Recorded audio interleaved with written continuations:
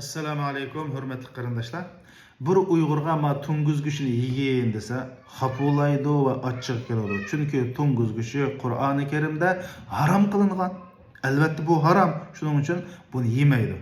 Ammo nurg'un Uyg'ur musulmonlarimiz bo'lib chet elga chiqqandan keyin sal qarayotgan bir gunoh bor. Bu gunoh tunguzgushni necha qatim yegandan og'ir gunoh. U bo'lsin yolg'onchilik. Yalğancılık tunguzguş yegende neçesi ig'ir günah qarindoshlarimiz. Çünkü Allah subhanahu wa ta'ala Qur'oni Karimda 200'den ko'p oyatda yalğancılıkni qattiq ayıplagan va yalğancının aqibatining yomon bo'lganligini bayon qilgan.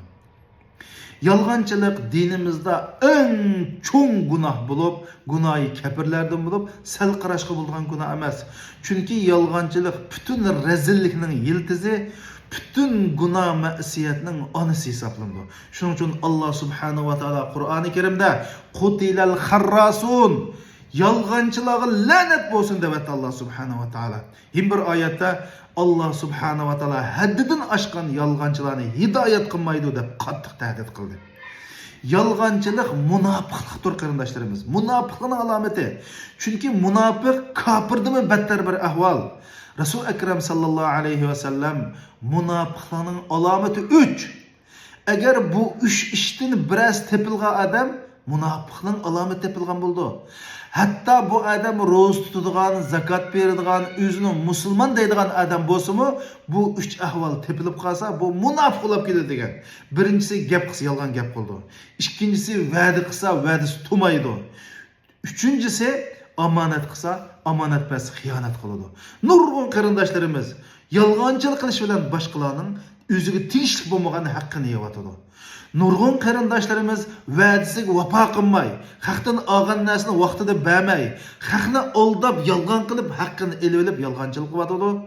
Bu orqali munofiq bo'lib ketib bordi. Qiyomat kuni munofiqning dargohi do'zaxning eng osti bo'ldi qarindoshlarimiz. Hey ma yalğancılık ma insaniyat dünyasında emas, hayvanatlar dünyasının bir ig'ir jinoyat hisoblanadi ekanda. O'limalarimiz manda bir tadqiqotni olib beribdi. Bir poch kamputni chimiylilar yashaydigan joyiga yaqin bir yerga tashlab qo'yibdi. Shuna bir chimiyli kelib, u kamputni manda purab, epkitay, o'ziga epkitay deb ko'tarmay, apramay berib o'zining chumuli qo'shinini boshlab ketdi.